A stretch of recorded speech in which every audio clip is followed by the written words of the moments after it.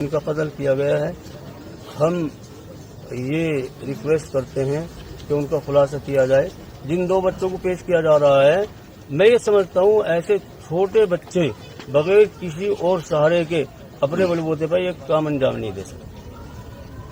तो पुलिस की कार्रवाई से आप कहाँ तक संतुष्ट हैं? मतलब मैं बिल्कुल मुतमईन नहीं हूँ, क्योंकि पुलिस वो बच्चे कह रहे कि हमसे पीट कर कहलवा रहे हैं और खुद मेरे सामने बच्चों की पिटाई करी है। जब वो ये इस बात को कह रहे हैं तो मैं कैसे मुतमईन हो जाऊंगा? मांग क्या है आपकी? मांग ये है कि मैं सीबीआई जांच चाहता हूँ और पानी का पानी और दूध का दूध निखर कर आए सामने। तो बच्चों को आपके सामने पीटा गया? मेरे सामने मारा है बच्चों को पुलिस ने? अच्छा। मैंने जब भी कहा पुलिस से, आप क्या कर रहे हो? ये आप खुलासा थोड़े ये बच्चे कैसे कर देंगे इतना बड़ा? दल्लुआन आपस में लड़क रही थी। अबू बब्बो नहीं दे रही मुझे, फिर मैं दही से सब कुछ खत्म कर दिया। मौलाना साहब, जो भी जांच हुई है जिसमें 2 लड़के आए हैं, इन्होंने कत्ल किया है जी तो गांव के लोगों से बात करते हैं, वो कहते हैं कि हाँ बिल्कुल यही बात है, इन्होंने ही किया है जी। लेकिन जब बात दूर तक पहुंचती है तो वो लोग यकीन नहीं कर रहे हैं। ऐसा लग रहा है जैसे पुलिस ने किसी इस मामले में कुछ खेल कर दिया है। आप क्या सोचते हैं, आप क्या मानते हैं? अब एक बात बताइए, योगी सरकार इतनी सख्त सरकार है, ये कुछ भी गलत नहीं होने देती।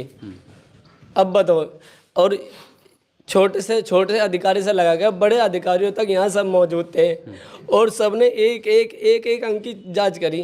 अब हम दूसरी बात करते हैं। जब आप देवबंद में गए हुए थे तो वहाँ अफगानिस्तान के विदेश मंत्री आए हुए थे, आप उनके स्वागत समारोह में पहुंचे थे। हमारा उससे कोई लेना ताल्लुक नहीं था जी। हम उसकी नहीं हंस सके थे। आप जो वहाँ गए थे तो तभी आपको ये पता चला था कि इस तरह से आपके घर में ये वारदात हो चुकी है। 3 बजे के लिए फोन गया था। लेकिन जब यहाँ आप आते हैं, आपके आने से पहले शायद आपके ससुराल वाले भी यहाँ पर आ चुके थे, लेकिन उन्होंने आपके खिलाफ तहरीर दी थी। ऐसी क्या वजह थी, ऐसी कौन सी बात थी जो आपसे इतना नाखुश थे कि उन्हें ये एहसास होने लगा कि जो भी हुआ है वो आपकी वजह से हुआ है? बात ऐसी है जी, असल में एक तो बात ये है कि जिसकी लड़की चली जा, वो तो फिर ये सोचा है कि अल्लाह का मेरा तो मर ही गया। जिसे रिश्तों की कदर नहीं होती ना, और जिनके अंदर रिश्तों की भावना ही नहीं होती, वो सब ऐसी बातें करते हैं। मेरे बच्चों का आप मीडिया आज रहना यही मौजूद, और मैं आपको दिखाऊंगा किसी चीज़ की मेरे बच्चों को कमी नहीं थी, लगा छोटी चीज़ से बड़ी चीज़ तक।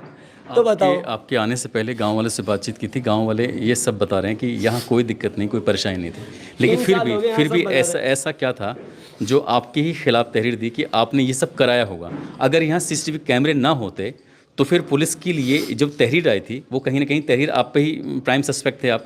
और ऐसी स्थिति में जो भी आपके नज़दीक रहे होंगे, जिनसे आप बात करते होंगे, जिनके घर जाते होंगे, जिनके यहाँ खाना भी खाते होंगे, या फिर कई बार दोस्ती भी होगी आपकी, तो फिर वो भी सब रडार पे आ जाते।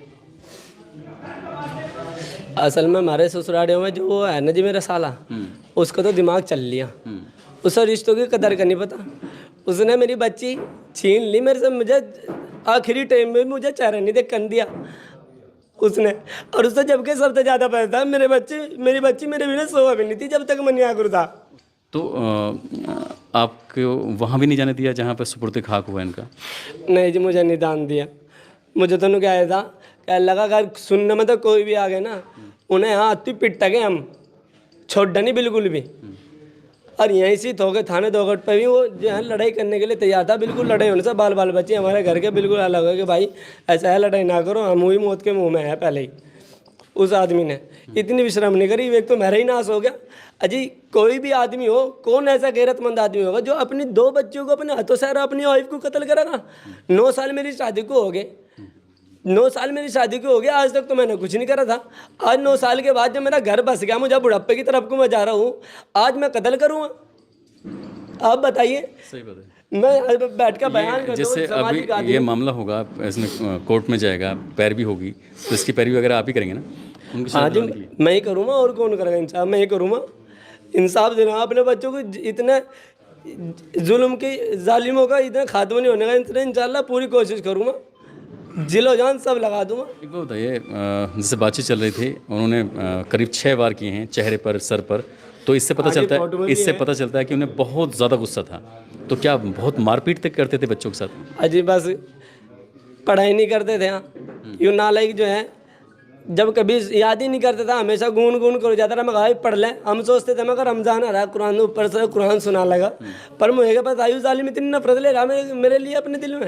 उन्होंने ये बोला कि पहले उनको मारा है इसराना को, बाद में फिर मुफ्ती इब्राहिम को मारते, ऐसा भी कुछ ऐसा बोला उन्होंने वहाँ चौंकी में इनके सामने, पुलिस वालों के सामने पूछने में बताया। उन्होंने सारी प्लानिंग अपनी बताई, एक एक बात को कबूल किया, कोई दाव दबिश नहीं दी गई। वहाँ सारे अधिकारी मौजूद थे, IG तक के मौजूद थे वहाँ। बच्चे का घर कितनी दूर है यहाँ से? इधर है, इधर जोड़ पे है, बाहर निकल के थोड़ा आगे। हाँ जी, एक बार उधर भी चलना चाहेंगे, लेकिन अभी हम लोग बात कर रहे थे मुफ्ती इब्राहिम साहब से। ये इस मस्जिद के मौलवी हैं और साथ ही बच्चों जो लगभग 100 या उससे ज़्यादा बच्चे यहाँ पर लड़के लड़कियाँ पढ़ने के लिए आते थे, जिनके अलग अलग स्कूलों में भी एडमिशन थे और उसके बाद भी यहाँ दीनी तालीम हासिल करने के लिए आया करते थे। लेकिन ये नहीं जानते थे कि 2 बच्चे ऐसे भी होंगे जो इनके बच्चों की जान का दुश्मन बन जाएंगे और वो इतनी बेरहमी से कत्ल करेंगे कि जिस कत्ल की गूंज पूरे दुनिया भर में फैल जाएगी कि मस्जिद के अंदर मौलवी साहब की अहलिया का और उनके 2 बच्चों का कत्ल कर दिया गया। साथ ही इनकी जो अहलिया थी उस वक्त लगभग 5 या 6 महीने के आसपास की प्रेग्नेंट भी बताई जाती हैं। तो ये उस बच्चे की माँ से भी जानने की कोशिश करेंगे। शायद मौलाना साहब कुछ और बताने की कोशिश करें। जी मैं 1 मिनट और ले जी। मेरे ससुराल वाले जो मेरा साला हैं वो उल्टी सीधी जो बकवास कर रहे हैं, पुलिस पर भी प्रशासन पर भी आरोप लगा रहे हैं कि 2 करोड़ रुपए ले लिए, 5 लाख रुपए ले लिए प्रशासन ने। मैं इतना बड़ा आदमी हूँ जी, मैं 10-12 हज़ार रुपये महीना कमाने वाला, उसमें अपना गुजारा करने वाला। अगर प्रशासन ने 5 लाख रुपए ले लिए, 2 करोड़ रुपए ले लिया और इसे जो है बदल दिया। मैं कोई रिश्तेदार नहीं था, वे रिश्तेदार नहीं, एक एक चीज़ की निष्पक्ष जाँच हुई। मुझे मेरे ऊपर जरा सा भी जो है कोई दबाव नहीं था, न मेरी इनसे कोई रिश्तेदारी थी, न मैंने इन बेचारों को कोई पैसा दिया। आपके घरों के आसपास कैमरे होने चाहिए, मस्जिदों में कैमरे होने चाहिए और मंदिरों में होने चाहिए, चर्च गुरुद्वारे में होने चाहिए। अगर ये कैमरे ना लगे होते तो आज मुफ्ती साहब यहाँ पास में खड़े होते, क्योंकि जब पुलिस आती है तो उस पर बहुत सारा प्रेशर होता है, दबाव होता है। और यहाँ भी कुछ ऐसे ही था, जैसे पुलिस को ये पता चलता है कि मस्जिद के अंदर कत्ल हो जाते हैं और आसपास के जो यहाँ घर हैं वो गैर मुस्लिमों के भी घर हैं यहाँ पर। अब भी पेपर फाइल्स और पुरानी सिस्टम से हॉस्पिटल चला रहे हो? टाइम है अपग्रेड के भी घर हैं यहाँ पर। तो जाहिर सी बात है कोई भी अंदाज़ा लगा सकता है। और इस मामले की मॉनिटरिंग हो रही थी, उत्तर प्रदेश के शासन से, DGP लेवल से हो रही थी। वो पल पल की जानकारी जुटाने की कोशिश कर रहे थे कि आखिरकार हो क्या रहा है। इसलिए कैमरों पर ध्यान बहुत ज़रूरी है। आगे हम इस जो दो आरोपी घटनाक्रम का खुलासा किया है, तो अम्मी भी अपने बेटे के पास जाती हैं और ये पूछती हैं कि क्या तुमने ये सब किया है कि नहीं किया है। तो यही बात जानने के लिए क्या इनकी बच्चे से बातचीत हुई कि नहीं हुई। आपके अपने बेटे से बातचीत हुई इस घटना के बाद में? नहीं हुई। तो क्या आपका बेटा ऐसा कर सकता है कि नहीं कर सकता?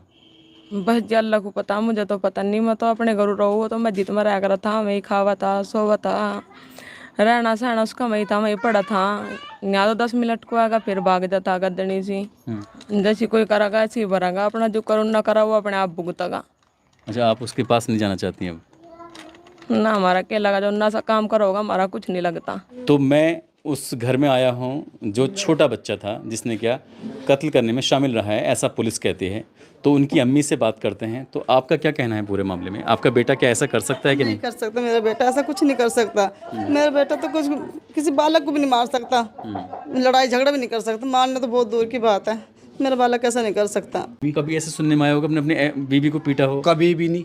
अच्छा, आज तक का तू तो मैं नहीं है जी। इतना प्यार है जिनमें तो दोनों में बहुत ज्यादा है। मौलवी साहब की बीवी का कत्ल, उनकी 2 बेटियों का कत्ल हो जाता है। उसके बाद हम गांव आते हैं। गांव आने के बाद पुलिस से बातचीत करते हैं जो इसके मामले की जांच पड़ताल कर रहे थे। साथ ही मौलाना साहब से बातचीत होती है, गांव वालों से बातचीत होती है। उन दोनों बालक जो आरोपी बनाए गए हैं उनके परिवार वालों से बात करते हैं।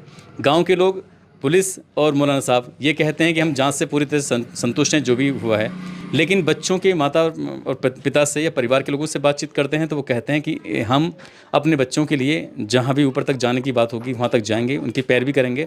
उनको बिल्कुल भी भरोसा नहीं है, उनके दिल को भी यकीन नहीं है कि वो बच्चे ऐसा कुछ कर सकते हैं। लेकिन अभी तक जितने भी सबूत मिले हैं वो उन दोनों बच्चों के खिलाफ मिले हैं।